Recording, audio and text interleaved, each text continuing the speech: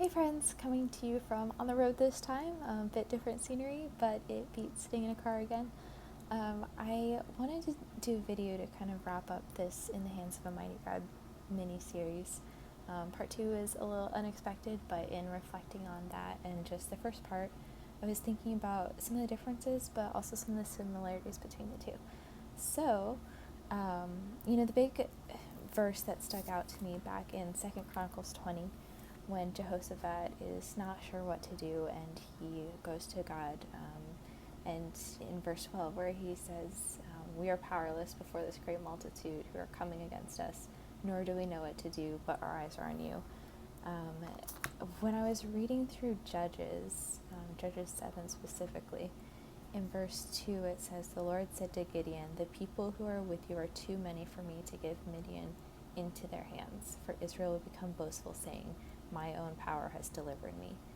And I thought that was interesting how, in the case of Jehoshaphat, he was told he wasn't going to have to fight in the battle. He was told to go and stand, and that the Lord would fight for him. But in the case of Gideon, there was a battle to fight, and he was going to have to fight it. But even then, when he was outnumbered, it says they go from, afterwards 22,000 people left. It left them with 10,000 people. From there, God still said, there's still too many people. The people will still become boastful. And so it ends up being like cut down to 300 people. In both of these cases, whether it was the people were being asked to stand and let God fight for them, or they were going to go fight and face, an obstacle that seemed impossible for them, in both cases it was God and His strength that brought the victory. It wasn't them in either case. It wasn't their strength. It wasn't them trying to make sense of it. It was them trusting God.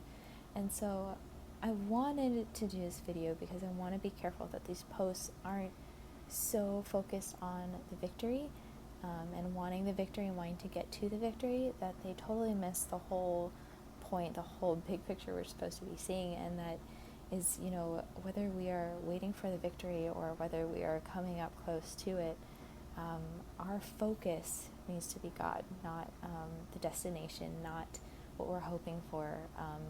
Yes, there are things that He promises us, and there are things that we get to hope for, and He does amazing things, especially when we're willing to trust Him with those. But there is something so special in that time of wherever you are on that journey, learning to look to God and just enjoy trusting Him, enjoy where you are, enjoy knowing that you're learning His character and that He's taking the time to teach you and prepare you. And He's not like people. He doesn't change His mind. He doesn't go back on promises. He doesn't say, well, brought you this far, but I think that's it. I think I'm gonna just leave you to do your own thing now, but thanks for doing everything I've asked so far. No, even when we're messing up, He's so faithful to be there with us, and it's amazing. But verse 2, Judges 7, verse 2 in particular, it was reminding me back to a couple years ago. There's a period of time where I had pushed myself way, way too hard and had gotten to that point where I had done everything I could, but I was barely hanging in there. It was rough for a little bit. And it was incredible during that time how God just used so many different things just to show that I could trust Him, and to show that, it was going to be okay, and that the things that were going on weren't going to last, and just so many things like that. But one thing in particular, I was driving on the highway one day and totally hydroplaned off the highway, which is not fun. It's a little scary. But with that, just getting off and seeing, the guardrail come closer, and, you're going highway speed, so you're coming off pretty fast. The car ended up turned around, so it was facing the opposite direction, but in the median, so far enough away from the highway. And I remember coming up so fast to that guardrail, and then I don't even remember hitting it. I just know all of a sudden the car stopped. And, it was smoking and everything afterwards, and I got out, after it was all right, and just kind of checked, and that there was a dent in the back. And there were so many times that logically I wanted to tell myself, oh, well, maybe it wasn't actually that bad.